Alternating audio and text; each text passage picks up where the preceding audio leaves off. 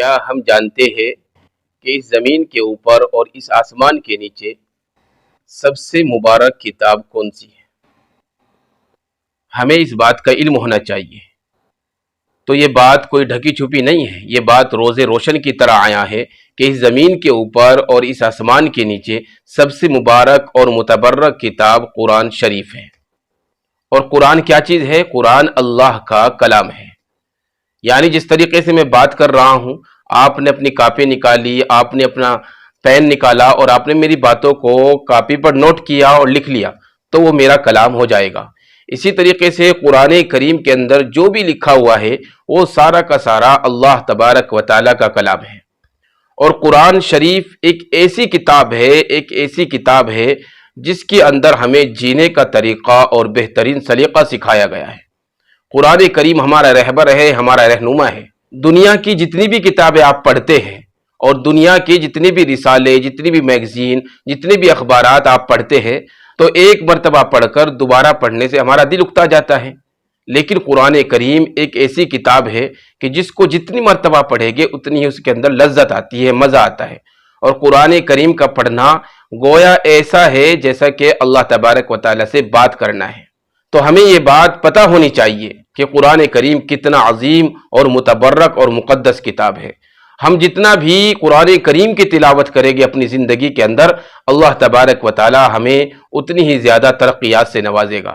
آج ہم نے قرآن کریم کو بالکل چھوڑ دیا ہے، ہمارے گھروں کی زینت بنا رکھا ہوا ہے، ہمارے قرآن کریم میں ہمارے گھروں میں جالے لگے ہوئے ہیں۔ تو میرے عزیزو، ہمیں قرآن کریم کو اپنے سینے سے لگانا چاہیے۔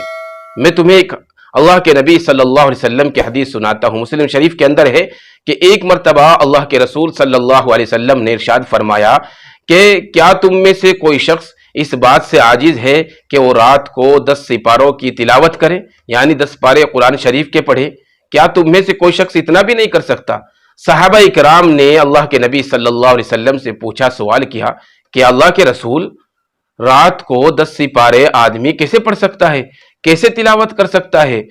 کیونکہ قرآن شریف کے 10 پارے پڑھنے میں وقت لگتا ہے اور آج کل انسانوں کو وقت نہیں ہے، ٹائم نہیں ہے ان کے پاس، تو کیسے پڑھ سکتا ہے؟ تو اللہ کے نبی صلی اللہ علیہ وسلم نے ارشاد فرمایا کہ قل هو اللہ احد پڑھنا ایسا ہے جیسا کہ ہم نے قرآن شریف کا 1/3 حصہ پڑھ لیا ہو۔ اللہ اکبر کبیرہ۔ دیکھا آپ نے کتنی بڑی عظیم دولت اللہ نے ہمیں دے رکھی ہے کہ ہم قرآن کریم کی صرف ایک چھوٹی سی سورت پڑھیں، قل هو اللہ احد اللہ الصمد لم یلد ولم یولد ولم یکن لہ کفوا احد۔ تو ہمیں اللہ کے نبی صلی اللہ علیہ وسلم کی احادیث مبارکہ کے مطابق اور ہمارے نبی کی زبان سے نکلے ہوئے الفاظ کے مطابق ہمیں قل هو اللہ احد پڑھنے سے 10 پاروں کا ثواب اللہ تبارک و تعالیٰ دے گا۔ تو اتنے بڑے بڑے اللہ تبارک و تعالیٰ کی طرف سے ہمارے لیے انعام ہے اور اللہ نے ہمارے اوپر اپنی رحم و کرم کی بارش عطا کر رکھی ہے، لیکن ہم ہی لوگ باغی ہو گئے ہیں۔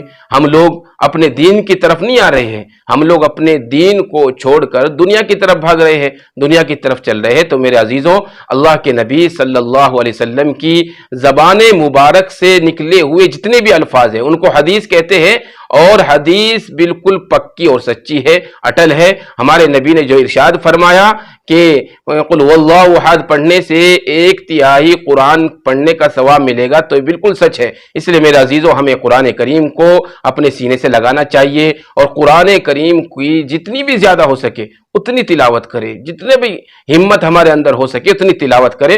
اللہ تبارک و تعالی ہماری زندگیوں کو چمکائے گا، اور یقین مانیے اللہ تبارک و تعالی قرآن کی برکت سے ہماری زندگی میں ایسی کامیابیاں لائے گا، ایسی کامیابیاں لائے گا کہ ساری کی ساری دنیا ہماری کامیابوں کو دیکھ کر حیران ہو جائے گی۔ تو یہ قرآن کریم کا معجزہ ہے اور قرآن کریم کی برکت ہے۔ تو اس لیے اپنے آپ کو قرآن کریم سے سجائے اور اپنی زندگیوں کے اندر قرآن کریم کو لائے، قرآن کریم سے محبت کرے، قرآن کریم کو محبت سے دیکھے اور قرآن کریم کی زیادہ سے زیادہ تلاوت کرے، قل هو اللہ احد کا ورد کرے اور قل هو اللہ احد زیادہ سے زیادہ پڑھے، رات کو پڑھے، سوتے وقت پڑھے، صبح کو پڑھے۔